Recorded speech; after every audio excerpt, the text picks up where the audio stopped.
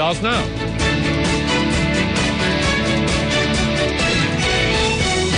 Good evening. Tonight, the Piers Morgan interview comes to you from Las Vegas on the eve of the Nevada caucuses. I'm at Coy at Planet Hollywood to talk to candidate Ron Paul. He's running a distant fourth here in Nevada, but his influence for young people is far greater than that. His supporters are making him a force to be reckoned with in the Republican Party. And tonight, his formula for keeping America great. That, and a little later, I'll have a supersized only in America. But right now, Ron Paul.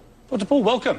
Thank you. Nice now, to be with this you. will sound like shameless name-dropping, but the last time I dined in this restaurant was with Sylvester Stallone, and the parallel to me is clear. You are the Rocky Balboa of this campaign. How do you feel about that analogy? I have no idea how to respond to that. I hope that's very positive. It sounds like it could be positive. Well, I guess what I mean is Americans love an underdog, and you remain an underdog despite this continual, extraordinary support, particularly with the young people. But people still perceive you as an underdog. Do you believe, like Rocky Balboa, that you could surprise everybody and actually win this race? Do you genuinely believe you could become the nominee? Yeah, obviously so. And I think the record of this campaign, the Republican campaign these last almost 12 months now, shows you that a lot of the candidates are coming and going. They come in, they peak out, and all of a sudden they're gone. And we did have 9. We're down to 4 right now. The one thing characteristic of our campaign is its steady growth. And I saw a little clip the other day on the internet that says, once you become a Ron Paul supporter, you remain a Ron Paul supporter. Well, that's true. And also, once you have a Ron Paul principle, your supporters say, you stick to that principle. And that is certainly a great plus, I think. When you look at someone like Mitt Romney, everybody knows he changes his mind about lots of issues. I suppose what I would say to you about that is it can be a stick to beat you with, in the sense that if you never change your mind about anything, is that in itself healthy? Time and history helps change your views. I've changed and modified my views on what I think about the death penalty. So it's not overly rigid, but I see it as a refinement and growth in developing a philosophy that is a defense of liberty. Liberty, the concept of liberty has been around for, bits and pieces for thousands of years. And of course, we've had a grand experiment here. And I'm motivated by the fact that I'd hate to see it lost, and I'd like to refine it, pick up the pieces where we left off a while ago, and actually improve upon what we had in the past. Now, you are the oldest candidate, and you have been, even when there were 9 candidates, and yet the one that many say has the most energy, and you have the biggest youth following. What do you put this down to? Where do you get all this energy from?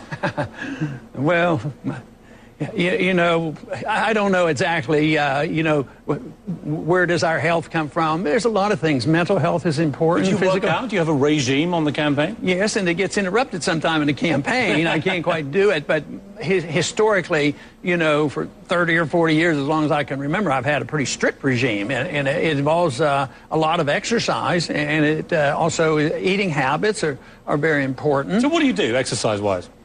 When you have time. Okay, when I have time, I would get up in the morning and I want to get outside. I'm sort of, outside gives me relaxation, so I don't want to ride an exercycle inside.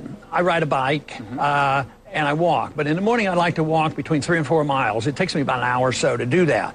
And that sort of clears my head and loosens me up. And good health habits, I think, can prevent usage of a lot of medication. So I strive for that, unfortunately. But I think my parents might have had a little bit to do with good health. They lived to old age. So what about diet? What do you do for eating and drinking? Do you have any strict regime with that? Not overly strict. I'm not fanatic, but I do watch the white things, the white sugars and all. And although I do eat meat, I think fish is better. So, but it's not overly radical, But I think fresh vegetables are good. So most of it is probably more common sense than anything I learned in medical school. You look good on it.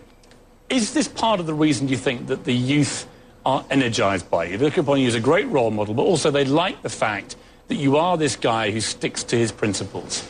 Oh, I think that is it. And I think sometimes then they will translate that in, well, he sticks to his principles about health habits. But no, I think it's the principles of liberty that are so inviting to young people. I think their minds are more open. I don't think their minds have been cluttered. I don't think they've been forced to accept things and accept the status quo. And besides, we live in an era today where the failure of government programs is so blatant. And although I've been doing this for a long time, and we have had a lot of interest in the last 5 to 10 years, it really came to life once the financial crisis, which many of us who have been involved in Austrian economics predicted would come, and it sort of confirmed it, and people are very uneasy about the future, whether it's here or in Europe, and of course we're all interconnected now with global trade and global banking. So I think that has, energized the people, because I've been talking differently and warning about these things. And does it help also that you were a child of the Great Depression? You know, you grew up through that depression, you came out the other end, and you saw what it took, I think, to do that. I was fascinated to read the sheer volume of jobs that you did when you were a young man. I mean, you did all sorts of stuff. You worked with your father on the dairy, but you did countless jobs. You worked very, very hard. Do you see that kind of hard work ethic now in America? And if the answer is no, is that one of the fundamental problems, that work ethic has evolved over the years? Yeah, I think that's a big issue. And people ask me about how my parents might have had influence on politics. Well, they were conservative Republicans, but they were more Republicans than anything else. But I think where they contributed a lot to my thinking was it was a work ethic. Depression and World War II. Matter of fact, the Depression didn't end until after World War II, because I remember World War II better than the Depression, and actually things got worse because there was rationing and there were no new cars and all. So the work ethic was very, very important, and I think that had a large impact on me. At the same time, I worked that into a philosophy, but I think, and I talk a lot about it at my speeches, especially on the college campuses, of not depending on the government. They're not there. They're bankrupt. They try to give everybody a free house. And now they don't have jobs and they don't have their houses. So therefore, you have to assume responsibility for yourself. But how far do you take that? Because although I agree with you to a certain degree, I think I take issue when it comes to something like healthcare, where you have quite provocative views here. I mean, your belief basically is that if you can't afford the insurance for Medicare or whatever it may be, then you've got to fend for yourself somehow, or get your local community to bail you out. Am I misrepresenting you? Or is that basically how you feel? Yeah, but it's a lot more compassionate than the way, it might sound. Is it though? Yeah, well, really, because if you see the extent of total socialism, it's not very compassionate. People end up with no care at all. I mean, what happened at the end of the Soviet system? Everybody had free care, but there was no Soviet system. They were totally bankrupt because they had an empire that failed. And today, I was in medicine when we had no government, and I don't remember the problems as badly as I remember the problems now. But what about as we have in Britain, the basic right to health care for every citizen? What is wrong with that as a principle, an ambition to aspire to? Well, I think the basic principle is wrong in that you don't have a right to somebody else's life or money. You have a right to your life, and you have a right to your liberty, and you have a right to keep what you earn, but you don't have a right to take food from somebody else. And you say, well, I'm not going to take it. The government's going to take the food. You don't have a right to somebody else's house. Oh, yes, but the government will get the house for me. So we who believe in the freedom philosophy believe that you can't use violence to get what you want, but you can't use the government to use violence and force. But what if you don't have the ability to actually get your own health care? You have no means to do that. What do the people who Mitt Romney was dismissive of the other day, and we'll come to that, what do those people do? Absolutely the most vulnerable parts of society. What do they do? Well, under your presidency, what would they do to get health care? Well, you have to understand the difference between an interventionist economy and a socialist economy.